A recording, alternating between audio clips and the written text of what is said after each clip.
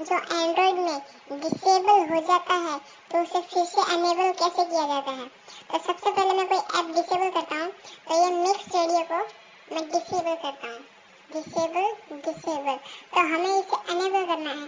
तो एनेबल करने के लिए हमें सेटिंग्स में एप्लीकेशंस में एप्लीकेशन मैनेजर, यहाँ देखिए ऊपर दोस्तों, डाउनलोडेड, फिर है एसडी कार्ड, फिर है रनिंग, फिर है ऑल और फिर है डिसेबल्ड। डिसेबल में मिक्स रेडियो पे क्लिक करते हैं, तो यहाँ एनेबल के बटन पे क्लिक करते हैं। अब ये मिक्स रेडियो एनेबल हो चुका है। बैक जाते हैं, ये देखिए मिक्स रेडियो एनेबल हो चुका है। Thank you for watching, please subscribe.